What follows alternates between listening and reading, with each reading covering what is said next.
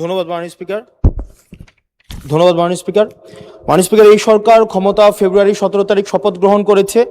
এর পূর্বের 6 মাসে ইন্টারিম গভর্নমেন্টের সময় প্রতিদিনে হত্যা হয়েছে, প্রতি মাসে হত্যার গড় ছিল 260 জন, যেটা বর্তমানে 311 জন। এই সরকার ক্ষমতা গ্রহণের পূর্বের 6 মাসে খুন হয়েছে 1780 জন, যেটা এই সরকারের 6 মাসে খুন হয়েছে 1789 জন। নারী ও শিশু নির্যাতন পূর্বের 6 মাসে ছিল 10,090 জন, এটি এই 6 মাসে হয়েছে 11,165 জন। পুলিশের উপরে হামলা হয়েছে 275টি, যেটি এই সরকারের প্রথম 6 মাসে হয়েছে 317টি। গণপিটুনি দিয়ে 2025 সালের পুরা বছরে 166 জনকে হত্যা করা হয়েছে, যেটা এই সরকারের 6 মাসে সেটির সংখ্যা পৌঁছেছে 120 জন। ব্রাহ্মণবাড়িয়াতে কনসার্ট বন্ধ করে দেওয়া হয়েছে, নৌকাবাইচ বন্ধ করে দেওয়া হয়েছে। সেখানে মাননীয় স্বরাষ্ট্রমন্ত্রী বলেছেন যে ব্রাহ্মণবাড়িয়ার একটা কালচারাল একটা জেলা, সেই জেলায় নাকি গান বাজনা সিনেমা নাকি বন্ধের মতোই।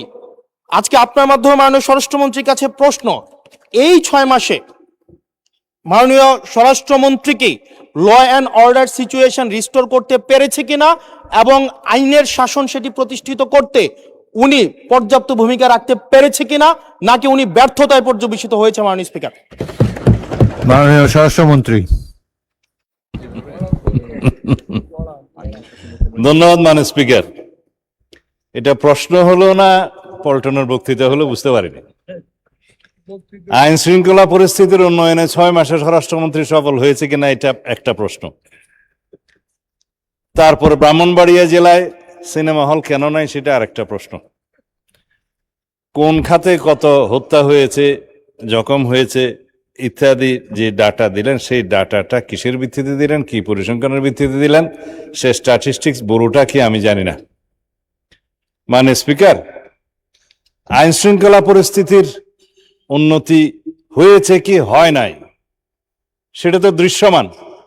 বাংলাদেশে আজ পর্যন্ত বর্তমান সরকার দায়িত্ব নেওয়ার পর থেকে এই মুহূর্ত পর্যন্ত যত হেনিয়াস ক্রাইম হয়েছে, অপরাধ সংগঠিত হয়েছে, 24 ঘন্টা 48 ঘন্টা ক্ষেত্রের মধ্যে 7 ঘন্টার ভিতরে অপরাধী গ্রেপ্তার হয়েছে, আইনের আওতায় আনা হয়েছে। এবং সামাজিকভাবে যে কোনো স্পেসিফিক ঘটনা যদি আপনারা বলতে পারেন, সেই স্পেসিফিক ঘটনা আমি 300 বিবৃতি দিতে পারবো। আজ পর্যন্ত সামাজিক চাহিদার ভিত্তিতে এবং যেগুলো আলোচিত হয়েছে, যেগুলো আলোচিত হয়ও নাই, সেরকম যেগুলো ঘটনা অপরাধ সংগঠিত হয়েছে, সেটা সমাজের চাহিদার ভিত্তিতে সংক্ষিপ্ত সময়ের মধ্যে যাতে বিচার কার্য সম্পন্ন হয় সেই জন্য আমরা সহযোগিতা করেছি। বিচার করার তো জুডিশিয়ারির কাজ। এইভাবে রামিসা থেকে শুরু করে রংপুরের ইদানিং 4টা যে হত্যা হলো সেই পর্যন্ত সমস্ত কিছু দ্রুততম সময়ের মধ্যে এই পুলিশ বাহিনী, আইন শৃঙ্খলা রক্ষাকারী বাহিনী গ্রেফতার করতে সক্ষম হয়েছে এবং আইনের আওতায় নিয়ে এসছে।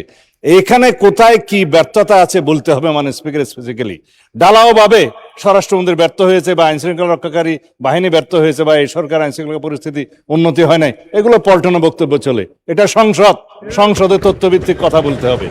যদি কোনো স্পেসিফিক ঘটনার কথা আপনারা বলেন, সেই ঘটনার প্রেক্ষিতে আমরা 300 বিধিতে বক্তব্য দিতে পারবো মানে স্পিকার। কিন্তু যদি কাগজ নিয়ে বলা হয় এতটা হত্যা হয়েছে, এতটা ঘুম হয়েছে, সেটা তো কিসের স্টেটমেন্ট আমরা জানি না।